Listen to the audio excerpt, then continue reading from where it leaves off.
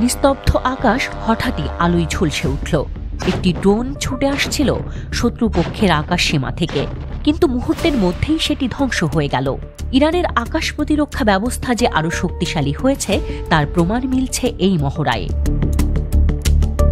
ইকতেদার 1403 মহড়ার দ্বিতীয় পর্যায়ে এখন চলছে, যেখানে ইরানের জাতীয় আকাশ সীমা রক্ষায় সর্বাধুনিক প্রতিরক্ষা কৌশল প্রয়োগ করা হচ্ছে। এই মহড়া শুধু একটি অনুশীলন নয়, এটি বিশ্বকে বার্তা দিচ্ছে ইরান তার প্রতিরক্ষা শক্তিকে আরও উন্নত করছে এবং যে কোনো আকাশ হুমকি প্রতিহত করতে প্রস্তুত। এই পর্বে ইরানের নিজস্ব প্রযুক্তিতে তৈরি মাজিদ আকাশ প্রতিরক্ষা ক্ষেপণাস্ত্র ব্যবস্থা গুরুত্বপূর্ণ ভূমিকা পালন করছে। অনুশীলনে এই সিস্টেম বিভিন্ন শত্রু ড্রোনকে ধ্বংস করেছে, যা ইরানের উন্নত প্রযুক্তিরই প্রমাণ। এছাড়া মহড়ায় বিভিন্ন কৌশল অনুশীলন করা হচ্ছে। শত্রুর ড্রোন ও ক্রুজ ক্ষেপণাস্ত্র শনাক্ত ও ধ্বংস করা, ইলেকট্রনিক যুদ্ধ কৌশল প্রয়োগ করে শত্রুর যোগাযোগ ব্যবস্থা অকার্যকর করা, নিজেদের তৈরি অ্যাডভান্সড রাডার ও নজরদারি ব্যবস্থা ব্যবহার করা, smart command and control system ব্যবহার করে প্রতিরক্ষা ব্যবস্থা আরও কার্যকর করা। এই মহড়ায় ইরানের সামরিক বাহিনীর বিমান প্রতিরক্ষা বাহিনী ও বিমান বাহিনী যৌথভাবে অংশগ্রহণ করছে, যা প্রতিরক্ষা কৌশলকে আরও সমন্বিত ও কার্যকর করছে। ইরান কেন এই মহড়া চালাচ্ছে? এই প্রশ্নের উত্তর লুকিয়ে আছে মধ্যপ্রাচ্যের সাম্প্রতিক উত্তেজনাপূর্ণ ভূ রাজনৈতিক পরিস্থিতিতে।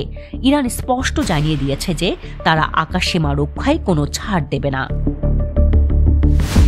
ইসরায়েলের সঙ্গে সংঘাত।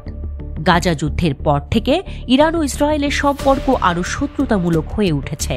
ইসরায়েল ইরানের বিরুদ্ধে হুমকি দিচ্ছে, আর ইরানও এই মহড়ার মাধ্যমে তাদের প্রতিরক্ষা শক্তি দেখিয়ে বার্তা দিচ্ছে তারা প্রস্তুত। মার্কিন যুক্তরাষ্ট্রের উপস্থিতি। পারস্য উপসাগরে যুক্তরাষ্ট্রের নৌবাহিনী ক্রমাগত টহল দিচ্ছে। সম্প্রতি আমেরিকা ইরানকে সতর্ক করেছে, কিন্তু এই মহড়া ইঙ্গিত দিচ্ছে যে তেহরান কোনো রকম চাপের সামনে নতি স্বীকার করবে না। বিশ্বের বিভিন্ন শক্তি এই মহড়ার উপর নজর রাখছে। রাশিয়া ও চীন ইরানের সামরিক শক্তি বৃদ্ধির প্রতি ইতিবাচক মনোভাব দেখাচ্ছে। যুক্তরাষ্ট্র ও ইসরায়েল বলছে এই মহড়া মধ্যপ্রাচ্যের নিরাপত্তাকে আরও ঝুঁকির মধ্যে ফেলতে পারে। আরব দেশগুলো সতর্ক রয়েছে, কারণ ইরানের প্রতিরক্ষা শক্তি গোটা অঞ্চলের সামরিক ভারসাম্যে প্রভাব ফেলতে পারে।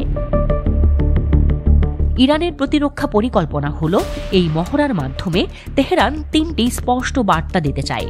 প্রথমত, তারা আকাশ প্রতিরক্ষায় এখন আরও শক্তিশালী, শত্রুপক্ষ সহজেই ইরানের আকাশসীমায় প্রবেশ করতে পারবে না। দ্বিতীয়ত, সামরিক সক্ষমতা পরীক্ষার জন্য এটি গুরুত্বপূর্ণ। এই মহড়ার মাধ্যমে ইরান তার প্রতিরক্ষা সরঞ্জাম ও সেনাদের প্রস্তুতি মূল্যায়ন করছে। তৃতীয়ত, ইরানের সামরিক কর্মকর্তারা পরিষ্কারভাবে বলেছেন যে তাদের প্রতিরক্ষা ও ক্ষেপণাস্ত্র সক্ষমতা কোনোভাবেই আলোচনার টেবিলে আসবে না। ফলে ইরানের ইকতেদার 1403 মহড়া শুধু একটি সামরিক অনুশীলন নয়, এটি একটি কৌশলগত শক্তি প্রদর্শন।